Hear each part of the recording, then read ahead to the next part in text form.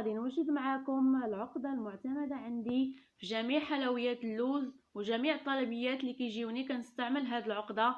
كتجي زوينة ورائعة وكتعجب بزاف الكليان ديالي. كما كتشوفوا معايا ان شاء الله هاد الحلويات اللي حاطه دابا يعني استعملت فيهم هاد العقده، يعني بلا ما تمحنك بلا ما والو، يعني كنديرها في العجانه. بقاو معايا ان شاء الله باش تشوفوا المراحل كامله. من بعد ما نشفنا هاد اللوز ديالنا ليله كامله وطحناه ان شاء الله، كناخذ نص كيلو ديال اللوز مطحون مع مع 250 غرام ديال السنيده، يعني رابعه ديال السنيده. كنطحنوهم مزيان.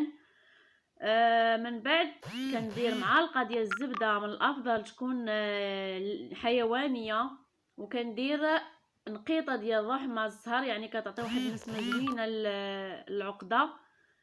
وكنبدا نرش في الماء الزهر، ما كنبدا نرش باش تجمع ليا ان شاء الله العجينه ونحصل على القوام المطلوب. ما تتكونش، ما خصناش نجريو العجينه لانها غتخسر لينا الحلويات ديالنا.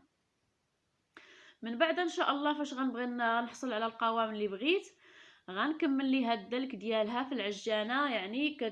يعني تتكون عندي شي كوموند مزروبه كنديرها ديريكت في العجانه، يعني كتعطيني واحد العقده معلكه وما كتقطعش. بقاو معايا ان شاء الله باش تشوفوا المراحل كامله.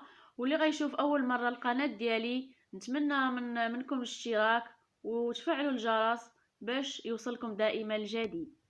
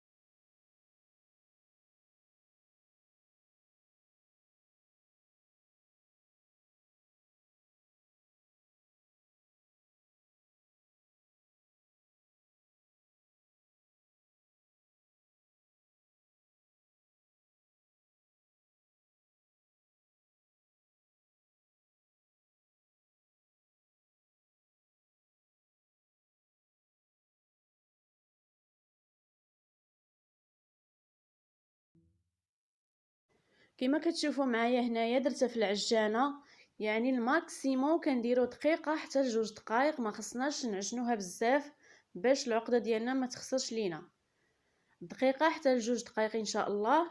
وغتشوفوا معايا كيفاش كتجي ما كتقطعش، يعني كنصوبوا الحربول ديالنا ديال اللوز كيبقى ندوروه كما بغينا ونتحكموا فيه كما بغينا، كيجي القوام ديالها زوين بزاف كما كتشوفوا معايا هنايا. اللي ان شاء الله اللي اول مره غادي يشوف القناه ديالي نتمنى يفعل الجرس باش دائما يوصلوا الجديد. كما كتشوفوا معايا انا كنصايب حربول ديال اللوز.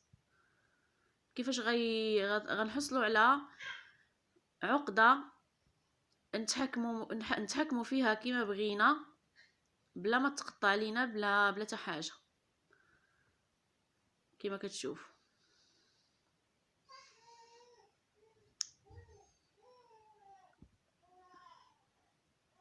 نتمنى اللي عجبو الفيديو يخلي لي كومونتير ويفعل الجرس باش يوصل ان شاء الله دائما الجديد.